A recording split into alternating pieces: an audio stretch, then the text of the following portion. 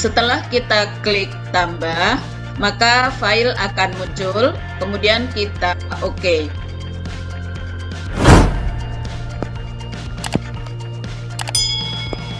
Assalamualaikum warahmatullahi wabarakatuh. Bertemu kembali dengan channel OTKP SMK Negeri 2 Kediri. Pada kesempatan kali ini kita akan belajar elemen 5 part 5 tentang penyimpanan arsip berbasis digital.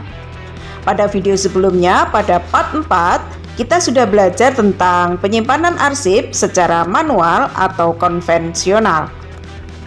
Baik, Sobat SMK, penyimpanan arsip secara digital pada dasarnya dapat dilakukan dengan dua cara, yaitu menggunakan aplikasi ataupun menggunakan online melalui Google yang akan tersimpan pada akun kita. Saat ini kita akan belajar tentang penyimpanan arsip secara digital menggunakan aplikasi, yaitu Microsoft Access. Perlu sahabat ketahui, aplikasi e-arsip pembelajaran menggunakan Microsoft Access ini memiliki beberapa kelebihan, antara lain yaitu dapat diakses secara offline. Tentunya akan sangat membantu guru maupun siswa dalam menggunakan secara leluasa karena tanpa terkendala oleh jaringan secara online. Baik, e-arsip pembelajaran merupakan hasil karya beliau yaitu Bapak Agung Kuswantoro, SPD MPD, yang saat ini sebagai dosen di Fakultas Ekonomi Universitas Negeri Semarang. Aplikasi ini saya dapatkan ketika mengikuti diklat MGMP Administrasi Perkantoran tingkat Jawa Timur, wilayah Barat, yaitu bertempat di SMK Negeri 1 Magetan. Ada beberapa syarat yang harus dipenuhi ketika akan menggunakan aplikasi ini. Bapak Agung menyebutnya syarat tersebut sebagai sebuah mantra yang harus betul-betul dikuasai oleh Sobat SMK. Mantra ini berkaitan dengan penyusunan daftar klasifikasi 5 sistem penyimpanan, yaitu sistem abjad, subjek, tanggal, nomor, dan wilayah. Di sini dicontohkan ada kode RA, yaitu pada indeks Rahmawati Devina untuk abjad, kemudian ada KU pada contoh sistem subjek dan tanggal.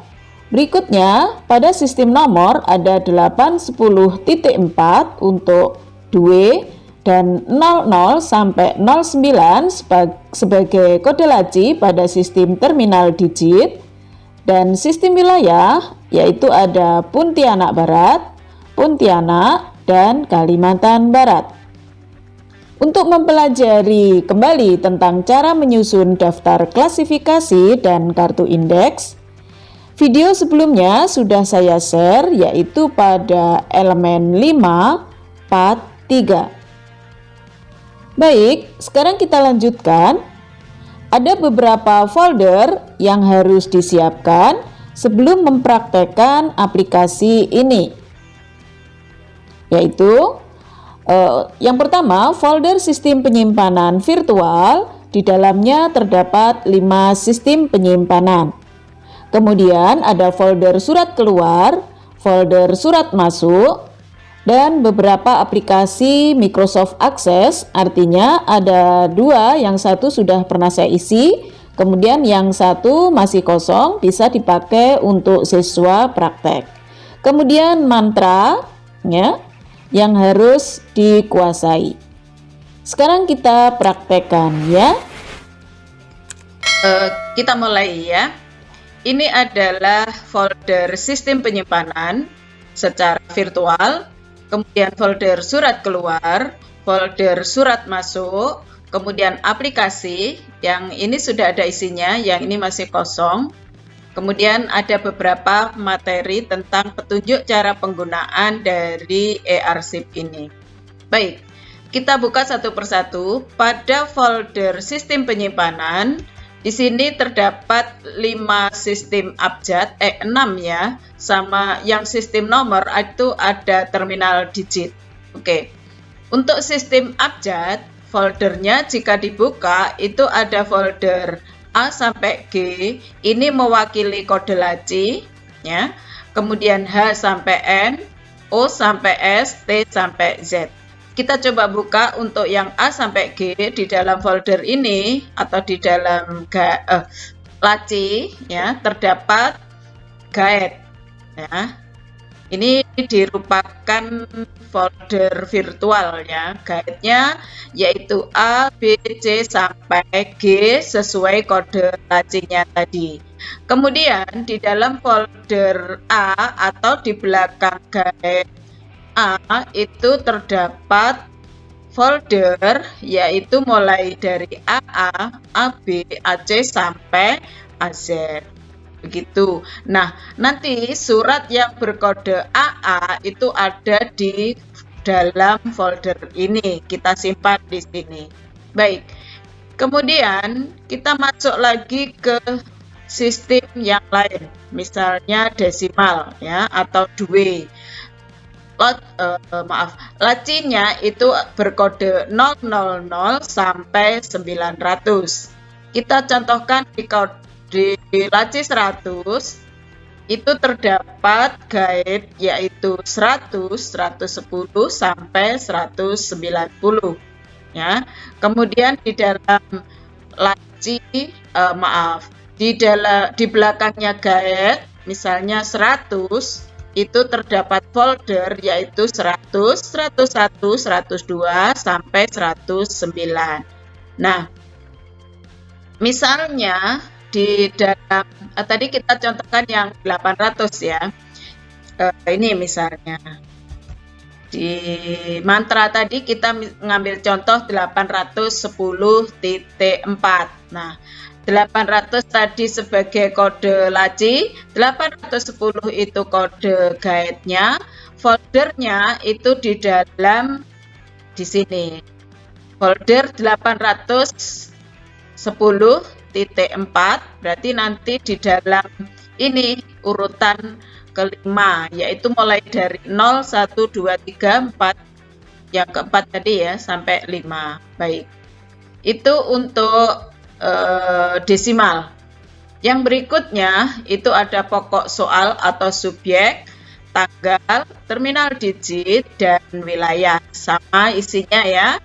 Yang penting kalian harus menguasai dari mantra tadi, otomatis akan mengetahui isi dari masing-masing folder virtual ini.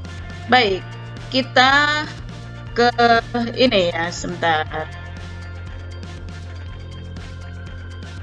Yes.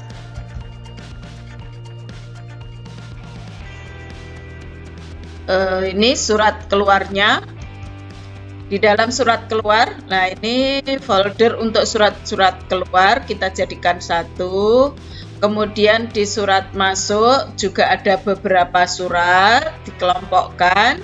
Kemudian ini aplikasinya. Baik, sekarang kita masuk ke aplikasi.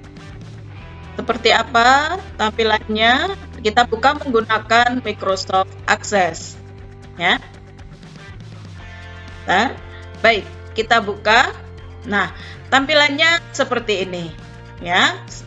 Di yang tadi itu, ya, di slide sebelumnya. Nah, kita sign in dulu. Ini kita sign in sesuai dengan username. Contohnya misalnya saya, ya. Saya bekerja di bagian kearsipan atau sebagai petugas arsip di sini, arsiparis. Saya klik user saya, kemudian saya masukkan passwordnya, kemudian klik go.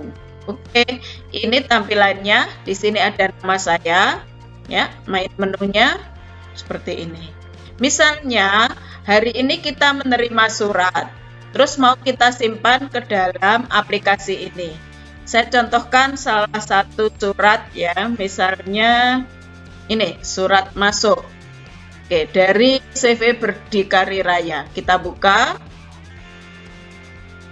Nah, ini suratnya. Ya, misalnya di sini surat dari CV Berdikari Raya Jalan Makam bla bla bla tentang ini perihalnya, tanggalnya, kepada PT Triviasoft dan seterusnya. Nah, data ini ini surat yang kita terima, kita masukkan. Kalau misalnya kita terima dalam bentuk surat, ya kita scan, kemudian kita simpan ke dalam folder. Atau kalau berupa email, tinggal kita download, kita simpan ke folder. Oke, baik. Sekarang kita masuk ke sini lagi. Misalnya ini ya, kita input. Nah, ini input dari surat yang tadi akan kita masukkan. Di sini surat masuk sehingga yang diisi adalah dari, kita lihat di sini. Oke, saya tampilkan 2 halaman ya. Sebentar. Baik.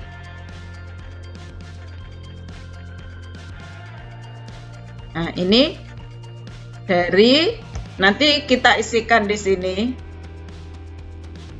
Ya. Oh, nggak mau dia. Dari, bisa kita lihat CV Berdikari Raya, ya. Kita inputkan di sini CV Berdikari Raya. Oke. Selamat tadi ya. Jalan Mahakam Hulu 155 Jakarta.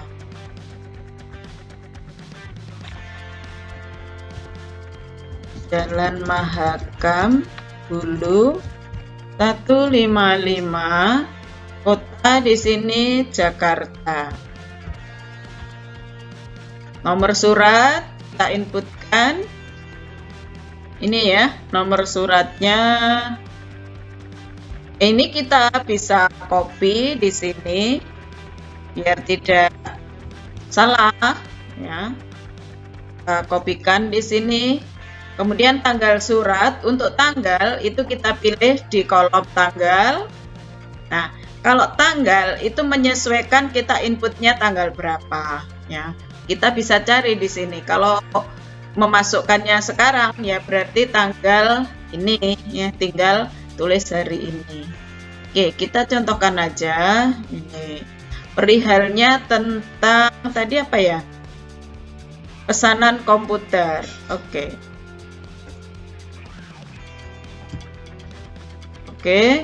Nah, ini tanggal simpannya mengikuti jenis suratnya, apakah surat penting ataukah surat biasa. Unit yang mengolah kita pilih di sini, misalnya bagian humas misalnya. Kemudian jenis suratnya tadi ya, surat masuk. Kemudian ini kelompoknya, apakah surat biasa, rahasia atau sangat rahasia. Baik. Kemudian sistem penyimpanan di perusahaan kita menggunakan apa? Misalnya sistem abjad. Oke, kode simpannya apa? Ini kita harus paham ya. Berdikari Raya berarti kodenya BE. Isi ringkasnya kita bisa copy dari surat di sini ya. Misalnya tentang pesanan. Nah, ini bisa kita kopikan di sini. Baik, seperti ini. Nah, ini arsiparisnya nama saya. Kemudian indeksnya kita tentukan tadi BE. Nomor urutnya misalnya dia surat yang ke-5. Lampiran, kalau ada ditulis, kalau tidak dikosongi saja. Jika kita ingin melampirkan file atau arsip, kita cari dulu suratnya, kemudian klik pada lampiran. Baik, kemudian akan kita tambahkan dan menuju pada tempat di mana kita menyimpan arsip. Kemudian kita klik OK. Nah, di sini sudah muncul file Word-nya. Baik. Kita lanjutkan. Setelah kita simpan surat itu, jika pada suatu saat ada yang meminjam, coba kita lihat. Misalnya CV Berdikari Raya, di sini ada tertulis tersedia. Artinya surat ini ada di folder ya. Artinya belum ada yang meminjam. Jika akan dilakukan peminjaman, kita bisa klik di sini. Misalnya ada pegawai yang mau meminjam. CV Berdikari Raya ini. Oke, kita klik pinjam arsip ya. Di sini kondisinya baru, kita tuliskan misalnya siapa nama peminjamnya, misalnya namanya Purnomo gitu ya. Kemudian tanggal pinjamnya anggap saja hari ini tanggal 19. Kondisi arsip dalam keadaan bagus. Oke. Sekarang kalau di sini kita centang kartu bukti pinjam arsip ya. Di sini nanti akan muncul bukti pinjam arsip. Sebentar, kita lewati dulu. Langsung pinjam arsip. Oke, peminjaman berhasil disimpan. Nah, kita lihat di sini ya, di rekap. Coba. Maaf, ini ya rekap. Tadi yang paling bawah, Purnomo, itu tanggal 19 Februari 2022 meminjam arsip. Oke. Coba kita cek apakah benar surat berdikari raya ini ya, itu tidak tersedia. Nah, ini karena tadi dipinjam, jadi di sini tertulis tidak tersedia. Dalam kurung arsip sedang dipinjam. Nah, kalau posisi arsip itu dipinjam, maka di sini akan tidak aktif ya. Di sini yang aktif adalah pengembalian arsip.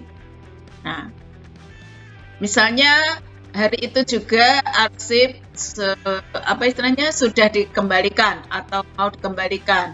Kita klik pengembalian arsip ya. Misalnya tadi tanggal kembali hari ini ya, langsung 19 Februari, kondisinya masih bagus.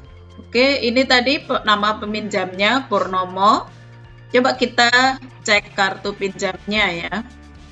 Nah, ini surat berdikari raya yang dipinjam oleh Bapak Purnomo. Oke.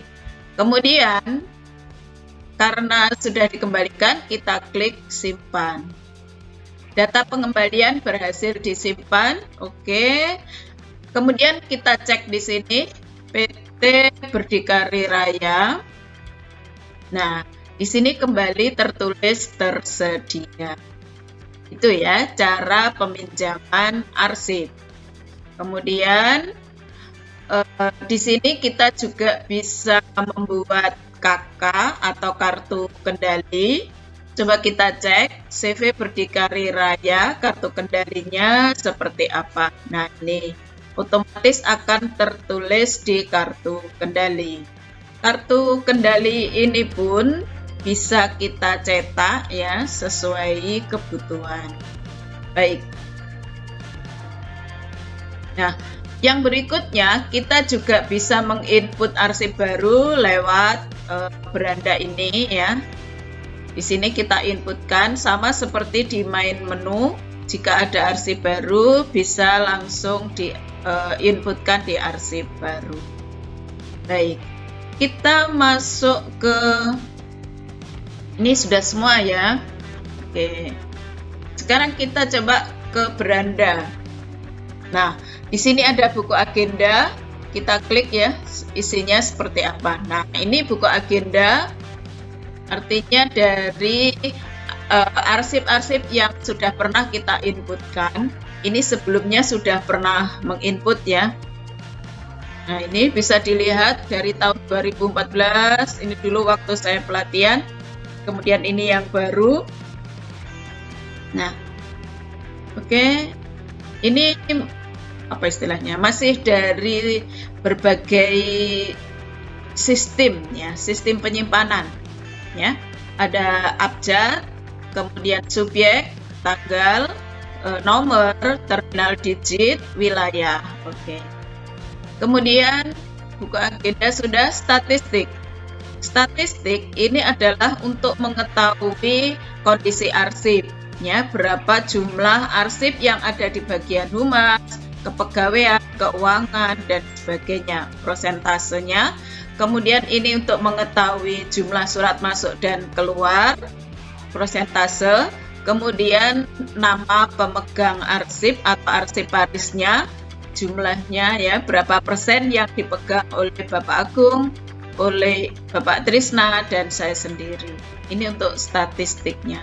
Statistik peminjaman juga begitu, dapat dilihat selama bulan Februari itu ada berapa arsip yang dipinjam, selama bulan Maret, dan seterusnya. Baik, sekarang kita masuk ke rekap surat ya. Ini surat masuk, ini sudah yang tertata rapi yang bisa dicetak.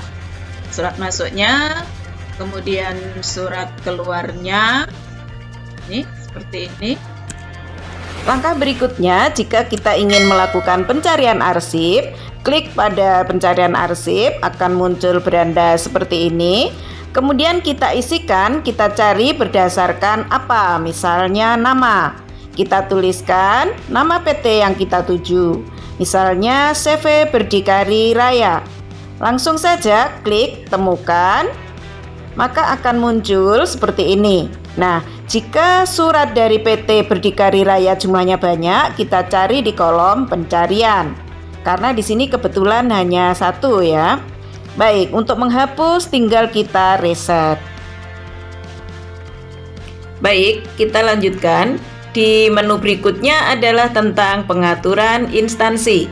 Kita bisa merubah nama organisasi. Trivia Shop kita rubah sesuai dengan nama organisasi kita ya.